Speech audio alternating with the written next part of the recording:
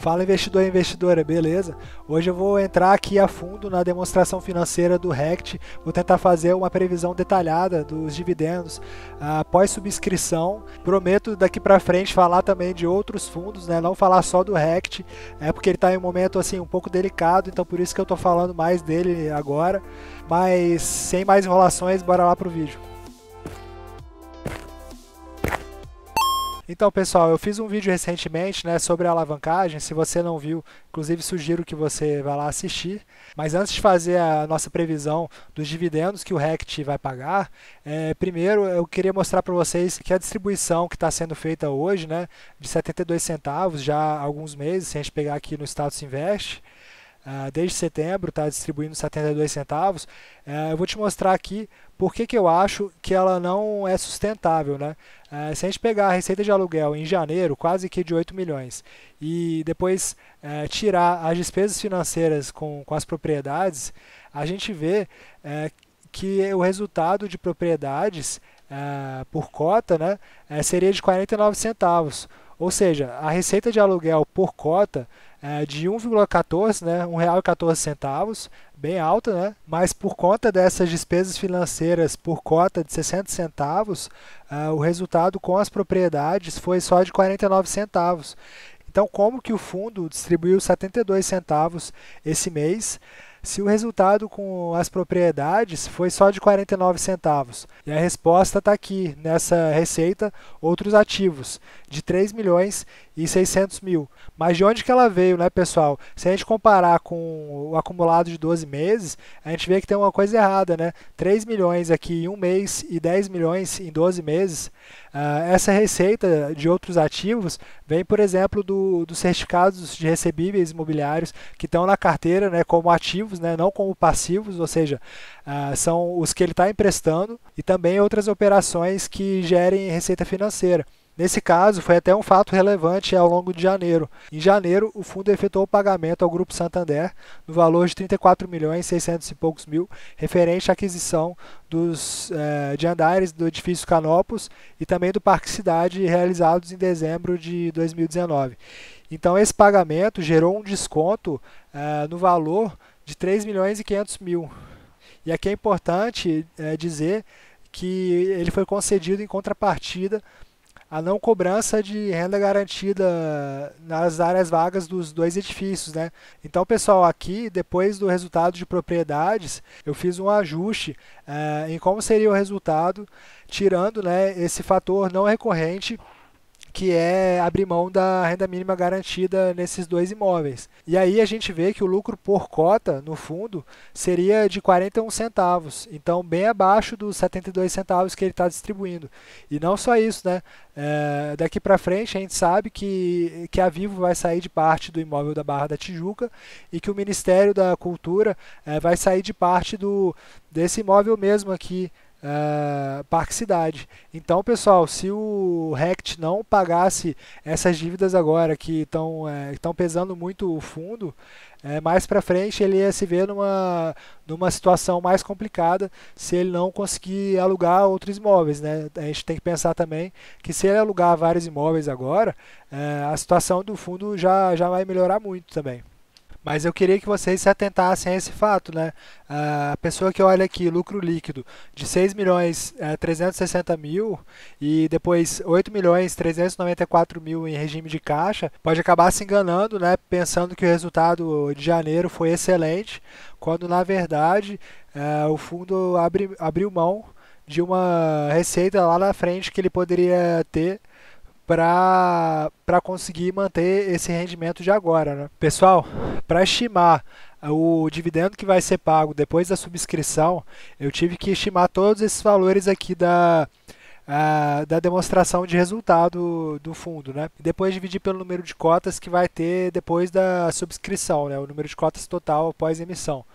Então, aqui que o vídeo ficou um pouco mais técnico, eu recebi muito feedback positivo, falando que eu posso aprofundar mais no tema, então eu vou explicar aqui como que eu calculei cada um desses pontos, né? Na DRE, primeiro vem a receita de aluguel, e depois vem as despesas financeiras. Para fazer o cálculo da receita de aluguel do fundo daqui a alguns meses, eu peguei a receita de aluguel de janeiro, e corrigir pelas desocupações que vão acontecer agora em março, né? Ou seja, a saída da Vivo de parte do imóvel da Barra da Tijuca e a saída do Ministério da Cultura do Parque Cidade. Então, começando aqui pelo aluguel do Parque Cidade, que é um pouco mais simples, ele tem uma participação de 6% na receita total. Então seria por volta de 8 milhões. O Parque Cidade, ele tem dois inquilinos, né?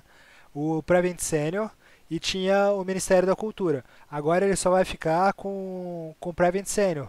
E a taxa de ocupação com os dois juntos estava em 81%.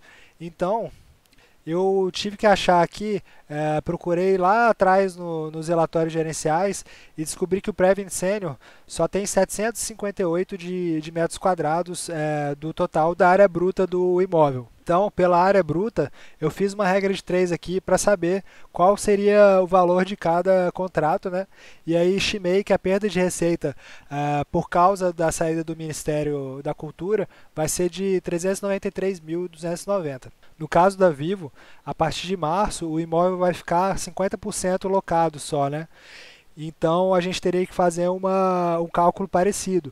Só que qual que é o negócio? O edifício Barra da Tijuca, ele tem uma RMG, né, a renda mínima garantida, de 60% da ABL, né, da área bruta locável do imóvel. Então a gente vai usar esse valor para saber qual que vai ser a receita nos próximos meses, depois que a Vivo sair de parte do imóvel, né? Inclusive é importante falar que essa RMG vai ser de 30 meses a partir do fim do contrato da Vivo, né? Não vai ser a partir de julho de 2019, como tinha gente achando, né? Inclusive um inscrito aqui do canal, o Irving, até confirmou com a gestão.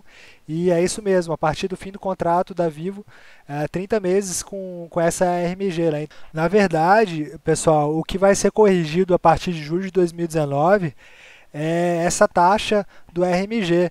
Então, R$ 75,00 por metro quadrado. Eu fiz aqui o cálculo na calculadora da FGV e transferindo a valores de hoje, né, daria R$ 99,85 por metro quadrado, porque o GPM subiu muito. Então, essa RMG subiu bastante. Então, pessoal, se for olhar assim que a receita do fundo foi de 8 milhões e que aqui 26% é da Barra da Tijuca, a gente estimaria uma receita de aluguel por mês de 2 milhões e a RMG aqui em 1.400.000. Então vai ser uma perda de receita de por volta de 600 mil, tá? Então voltando aqui para outra aba, eu estimei aqui uma queda de receita, né, com as duas vacâncias de R$ 1.073.000. E aqui a gente colocou essa receita de aluguel corrigida aqui na primeira linha da DRE gerencial. Agora aqui na nossa segunda linha da DRE gerencial, seriam as despesas financeiras com propriedades. Aqui eu zerei porque o fundo está fazendo essa emissão para pagar as dívidas, né? Então a tendência, se tudo der certo, é que as despesas financeiras com as propriedades sejam zero, né? Porque não vai estar pagando mais juros com os certificados de recebíveis imobiliários, ou então as despesas financeiras dos CRIs vão ser ajustadas com as novas receitas financeiras de outros CRIs que o fundo empreste, né? Então eu coloquei aí para anular uma coisa com a outra. Esse é um ponto bem importante, né? Porque justamente eram essas despesas financeiras que estavam pesando recentemente o balanço do fundo. Agora aqui na despesa operacional eu simplesmente peguei uma média dos últimos 12 meses e foi isso. Já aqui no ajuste a valor justo eu zerei, porque esse ajuste a valor justo é simplesmente um fato contábil, né? Seria a valorização ou desvalorização dos imóveis. E como isso não tem um efeito nos rendimentos de curto prazo, eu tirei esse ajuste. Nesse ponto aqui de receita de outros ativos, eu quis eliminar todos esses fatores não recorrentes, então eu estou considerando só as receitas financeiras com os certificados de recebíveis imobiliários que são ativos na carteira do fundo, né? Então eu peguei aqui os CRIs que ele possui, Então a gente vê que esse Morumbi Plaza, por exemplo, está com vencimento em fevereiro. Então eu acho que ele inclusive vai ser utilizado para pagar as dívidas do fundo, né? Ele tem um valor de 54 milhões. Esse CRI Tegra aqui tem um valor bem menor e tem cálculo de CDI mais 1,1%, então eu também não coloquei ele na conta. Então, basicamente, para calcular as receitas de outros ativos, eu peguei só o valor atual aqui desse CRI Cidade Matarazzo, né? Ele vendeu parte desse CRI no mês passado, então eu peguei só esse valor aqui de 20,6 milhões, coloquei essa taxa de remuneração aqui informada no relatório gerencial, e aí daria dividir por 12 meses, né? É uma conta assim simplificada. Então eu cheguei nesse valor de R$ 137.660 por mês. Enquanto que as despesas operacionais, né, são mais relacionadas à gestão do fundo e você vê que elas foram bem estáveis nos últimos 12 meses. Então eu mantive aqui uma média igual eu fiz da despesa operacional com propriedades. Então, pessoal, na nossa previsão, isso daria um lucro líquido total de 6.245.000. Então, o lucro líquido por cota de 66 centavos, né? Levando em consideração já a nova quantidade de cotas, considerando que a emissão seja um sucesso, né? E que todas as cotas que eles pretendem emitir sejam de fato emitidas. Então daria esse lucro líquido por cota de 66 centavos e com a distribuição desses lucros de quase 100%, né, daria uma distribuição mensal aproximadamente aí de 66 centavos mesmo e consequentemente um dividend yield anual de R$ 7,9. Lembrando, pessoal, que pelo valor patrimonial do fundo ser modificado depois da emissão, por causa da emissão abaixo do valor patrimonial, a gente tem que calcular o dividendo, a porcentagem, né, do dividendo baseada nesse valor novo patrimonial, né? Então o dividend yield patrimonial daria aí 8,55% ao ano. Isso é uma coisa, pessoal, que muita gente confunde, tá? Esse dividendo tem que ser calculado sobre o valor patrimonial novo do fundo e não sobre o valor patrimonial antigo ou então pelo preço de mercado. Isso não significa que você está perdendo dinheiro, tá? Então até fiz uma equivalência aqui, né? Se fosse com o valor patrimonial de hoje, né, 96,15, seria como se o fundo a partir de agora passasse a distribuir 69 centavos, tá? Se vocês quiserem, eu faço um vídeo específico sobre isso, né? Sobre valor patrimonial, esse tipo de coisa.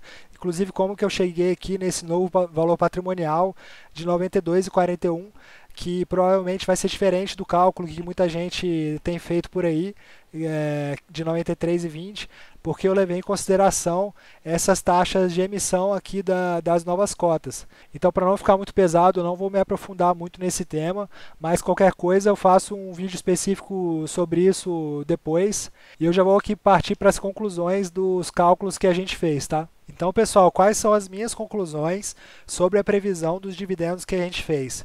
Na minha opinião, né, os dividendos vão cair sim um pouco, mas eles cairiam muito mais se não fosse a nova emissão que está acontecendo agora.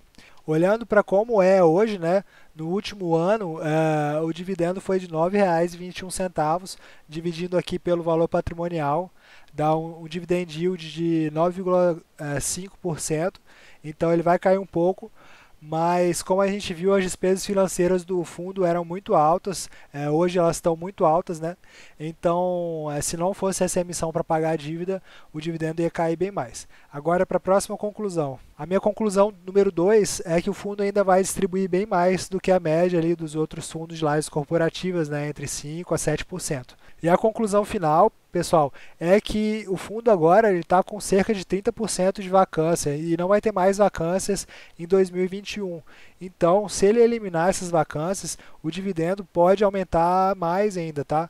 Então, se a gente colocasse assim que ele, por exemplo, conseguisse só alugar esses imóveis que agora estão vagando, então equiparasse aqui, né, a receita corrigida com a receita de hoje, simplesmente repetindo a receita de hoje, né, o dividendo anual ainda iria ficar muito alto, né, dividend yield patrimonial aqui seria de 10% por cota. Então, se o fundo eliminar essas vacâncias, ele pode continuar com o dividend yield tão alto quanto era anteriormente. Lembrando que esses valores aqui que eu usei também podem estar sujeitos a erros, né, incertezas, e que pode ter alguma coisa que eu deixei passar na minha previsão. Então é isso, pessoal. Espero ter conseguido explicar direitinho a minha previsão. Espero que não tenha ficado técnico demais. No geral, parece que as pessoas estão bem receptivas aqui a conteúdos mais técnicos. Então espero ter ajudado. Eu vou ficando por aqui. Lembrando que nada do que eu falei pode ser encarado como uma recomendação de compra ou de venda. Você está aqui no canal Passos do Investidor e até a próxima.